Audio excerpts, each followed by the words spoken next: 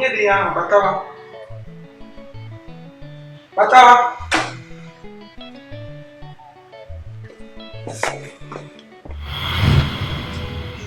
Onye ka ego? Hey! Ako kunyeku. Kasi na onye ego. Nne kwa no dike ina-emesa no kwa na mama adị nne. Isi ni mo onye mbo. Chineke me. Oni chitezim. Ụmụ onye ahụ mako bibosa. Miago. Chitezim. Ọgụ akpara agwụgwa mekweli ya mbosi ọzọ. By the way, gini ka ị na-emekwa n'ebe a? What are you doing in my house? This is my house. I live here. Ebe a ụlọ m. Ebi m ebe a. Ụlọ gị? Ụlọ aunty m. Ụlọ aunty m ụlọ gị? Aunty gị. Chere, ị na-akpara aunty m boy? Kpara aunty gị boy. Onye wa aunty gị? Aunty m Dominica. Dominica. My wife. Hey! Ọ ka na-ekwukwa ọzọ. Aunty gị. How come? Mia na mam one. She's my cousin, direct cousin. Maybe if you bear since Makana, I base in Lagos, so I come nata. But someone again her. Chief Oteria can nata. No. Coachella. Hey, Bikuchi. You when I get my cup of Oh no. Chief go in.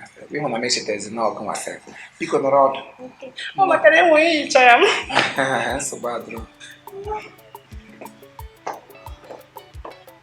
No. My wife for Manila.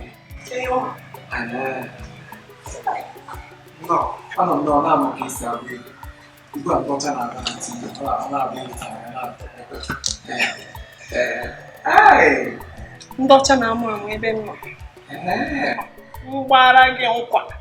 Nyọrọ gị okoso ebe anyị. Hey, nse ya na ebe anyị gbanwa. Otu ya na anyị maka isa. Hey, nọrọ n'ebe ahụ.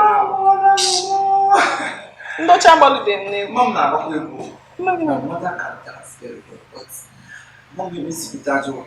Mother dey work am afọ zi na egwu. Anya bọ anya atọ ya TV man no nke ga maka. Nga na-amụta maka na amụ. Chere, ịchọka nkụziri gị? Ị chọrọ ịga? Maka na ma ahụ no dị gosi ọ dị na nkụzi. Chere, ịchọrọ ịga n'ebe. Onye ọma Mama. Ngazi gbara gị egwu. Biko, nye 2 minutes ka m check in na toilet.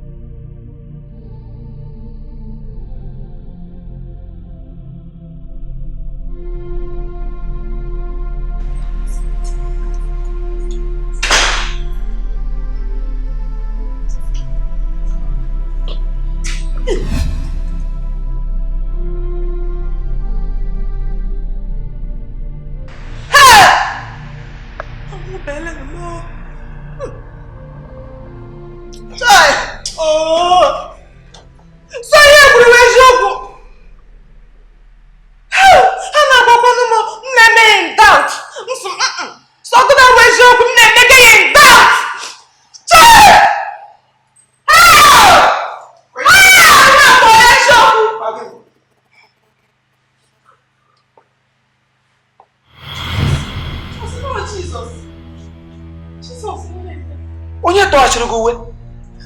Onye gbara gị ọtọ? Ije ụwa, Otero. Otero! Gị nwere ụlọ tete m, erigo ose, erigo ji mmanụ. Tete n'oge, ọkọ ga-emetisile n'oyi. Ọkọ tisile n'oyi. Mụnwa bụ ije ụwa. Nọ nga erigo ose. How come? Mama can't. I'm a machi. Bia.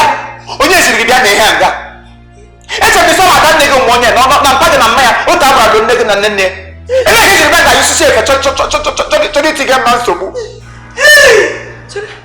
ina bana ho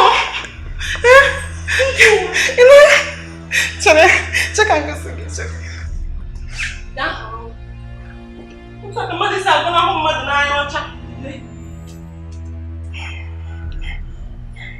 amana be chere kwa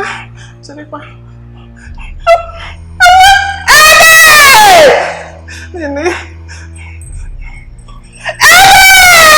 Wajo mad.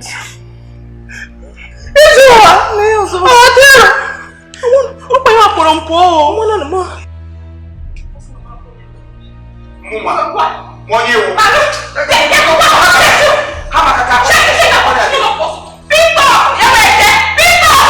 Scream now. Ke hone number ina ho ni hu camera eba.